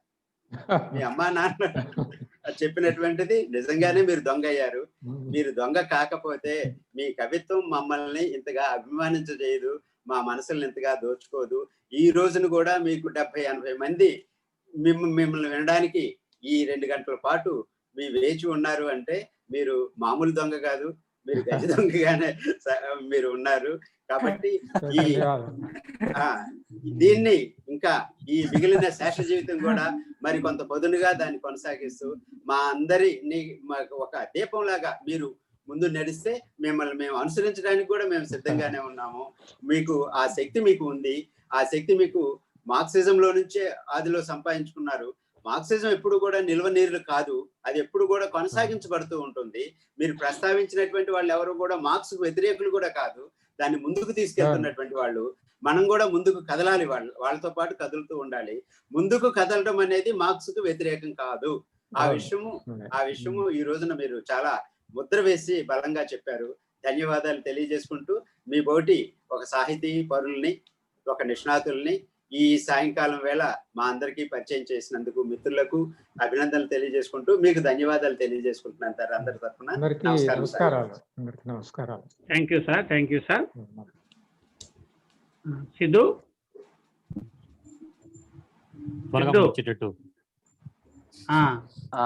నమస్కారం. ఓకే అందరికీ నమస్కారం. సో ఇవాళ ఈ వేదిక మీద మనము వినబడుతోందా? చెప్పు వినిపిస్తుంది. హలో, వినిపిస్తుంది. సో ఇవాళ ఈ వేదిక మీద మనము పాపినేని శివశంకర్ గారిని ఈరోజు కలుసుకున్నాము. అలాగే దాన్ని ఎంతో చక్కగా మన మేడం రవికుమార్ సార్ గారు దాన్ని వివరించి దాని విశ్లేషణ కూడా చాలా సమీక్ష బాగా చేశారు. ఇప్పుడు మనము సారథి కొన్ని ముఖ్యాంశాలుగా చూసినప్పుడు సమాజంలోని స్తబ్దతను మనం కవిత్వంతో బద్దలు కొట్టాలి, మనదైన కవిత్వాన్ని మాత్రమే మనం రాయాలి.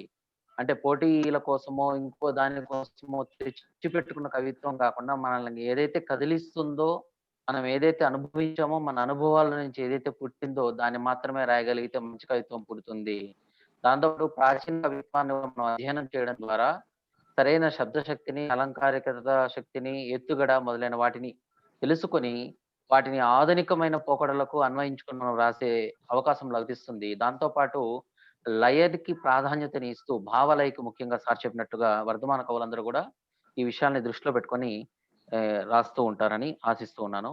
అలాగే ఈ వేదిక మీద ఇంతమంది ఈవేళ ఈ సాయంత్రం ఇలా కలిసి అందరం ఎంతో కొంత కవిత్వం గురించి నేర్చుకున్నాం. అంతేకాకుండా సార్ యొక్క జీవితంలోకి మనల్ని తీసుకెళ్లారు. అందుకు సార్కి ధన్యవాదాలు. తర్వాత కార్యక్రమాన్ని సునీల్ నిర్వహిస్తారు. సునీల్. సిద్ధు రేపటి రాచపాళెం సార్ వచ్చారు, ఏమన్నా పలకరిస్తారేమో సార్ని. రాచపాళెం సారు అడుగు ఒక మాట. నాకు హోస్ట్ లేదు ఉమ్, గోపాల్, ఉమ్, ఉమ్.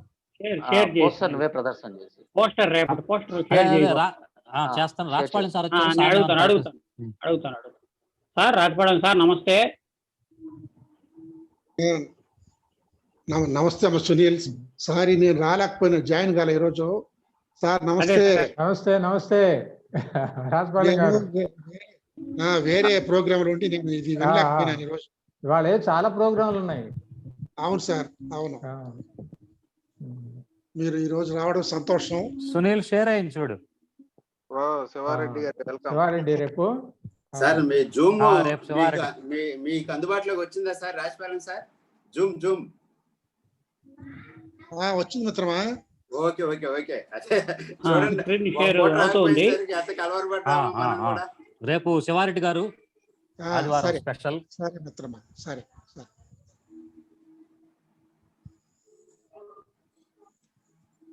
శివారెడ్డి గారిది కంప్లీట్ చెయ్యి. అయిపోయింది అయిపోయింది సార్, అయిపోయింది సార్. రాలేదు సార్ పూర్తిగా. సరే, విషయం తెలిసింది. రేపటి రోజున శివారెడ్డి గారితో మనం కవిత్వంలోకి ప్రయాణి. ఇవాళ శివుడే, రేపు శివుడే.